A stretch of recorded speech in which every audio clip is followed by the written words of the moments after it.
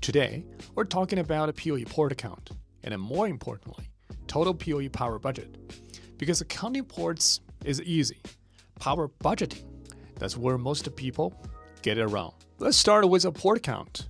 PoE switches usually comes in 4, 8, 16, 24, or 48 ports at the basic level.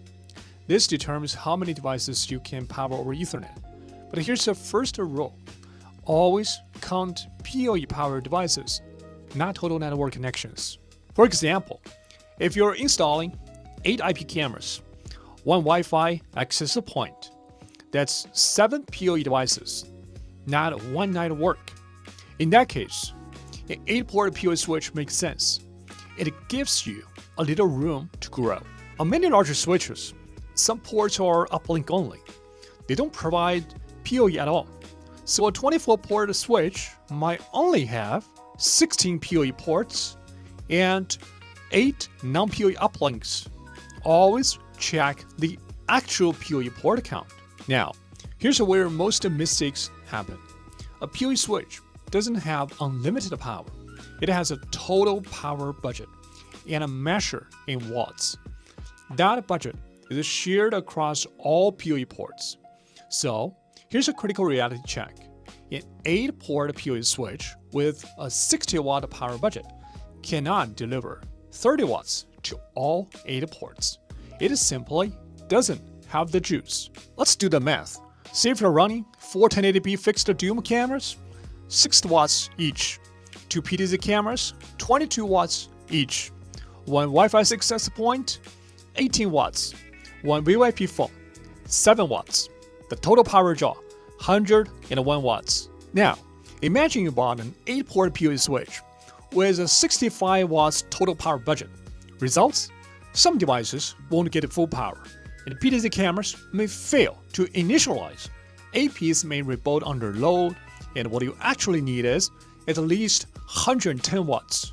Ideally, 120 to 130 watts to leave the margin. Why you always need headroom? 2 reasons. First, startup Spec's PoE devices often draw more power during boot. Second, cable loss long Ethernet runs, especially over 100 feet, cause voltage drop. That increases the power draw at the switch. The best practice, at 20-25% headroom above your calculated load. If your devices need 100 watts, plan for 120 to 130 watts. PoE standards and power budget reality. Remember, PoE L2.3 AF up to 15 watts per port. PoE Plus L2.3 AT up to 25 watts per port. PoE Plus L2.3 BT 60 to 100 watts per port. Higher standards, higher potential per port, but only if your total power budget supports it. A 24-port PoE switch, a 24-port PoE Plus switch with a 370 watts budget does not mean every port can run at a full 25 watts simultaneously.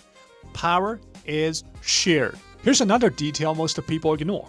The switch itself consumes power. Fans, power conversion, internal processing, typically 5 to 10% power loss. Is sometimes more on cheaper or poorly designed switches. Example, 370 watts total power budget, 10% overhead equals 37 watts. That leaves 333 watts for devices. So when you size a switch, don't aim for just enough. Aim for comfortable margin. So, when choosing a PoE switch, match PoE port count to PoE devices, check total power budget, not just the per port labels. Verify per port power limits. Add 20 to 25% headroom. Plan for future expansion. Account for switch power loss. Choosing a PoE switch is like planning a power grid. It's not about how many outlets you have. It's about how much power the system can actually deliver. So, don't just count ports. Do the math.